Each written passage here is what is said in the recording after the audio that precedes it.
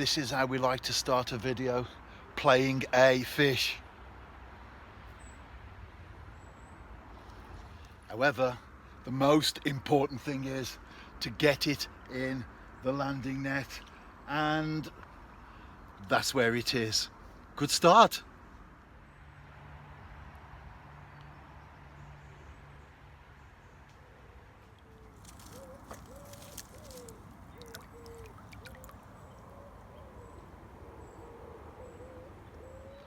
After that fish, it went very quiet indeed. I've been here for 2 hours, and although I've had the occasional pluck, which was probably a roach, maybe liners as well, as far as tench are concerned, I've had nothing significant in terms of fish activity as registered by the rod tip, which is what it's all about, of course.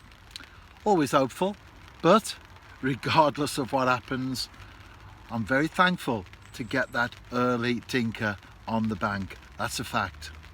It's raining as well. The garden needs it, the waterways need it.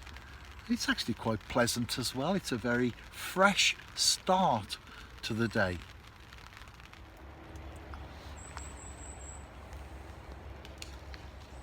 Today is the first day of the school summer holidays. I remember that as a kid. It seemed like 6-7 weeks was an eternity, but it soon comes round. And as we know, as we get older, time flies. But as a child, I did look forward so much to my fishing in the summer, and I would get on my bike, strap the rod to the crossbar, get my gear on my back and make my way down to the Staffordshire-Worcestershire Canal, invariably at the Bratch, just outside Wombourne, which is where I caught my first fish, by the way. And there was also a brickworks pond that I used to walk to. Fantastic memories of that. And I did return as an adult many years later, just to reminisce and relive the memories, and it was filled in for no reason at all. Nothing was being done with the land, it had just been filled in. That was an environmental crime, because not only were the fish in there, crucians as well, true crucians, but grass snakes, amphibians. It was wildlife rich.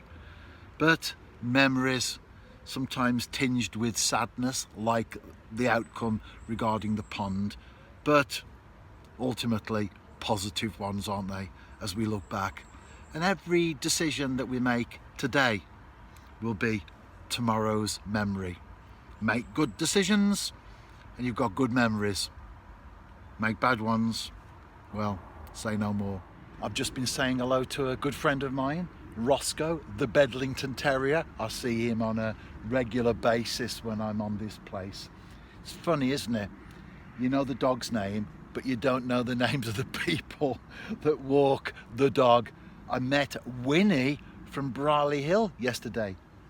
Another Bedlington terrier. So they aren't common, but because they are my favourite dog, when I see them, I tend to home in on them and notice them.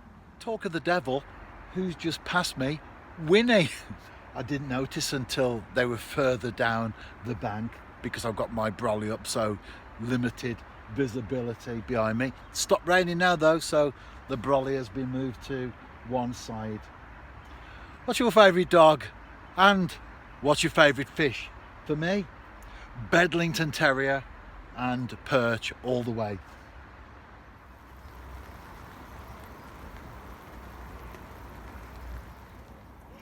I did have a roach earlier that flipped out of my hand in this exact position. However, here's one that didn't get away. As far as the camera's concerned anyway, I did catch that one, so 2-1 to the roach. Very slow session though. And talking of Bedlington terriers, come on Dilwyn, here he is, right on cue there, weren't you Dilwyn?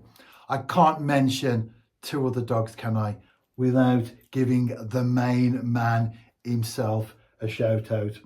I love the way he looks at the screen.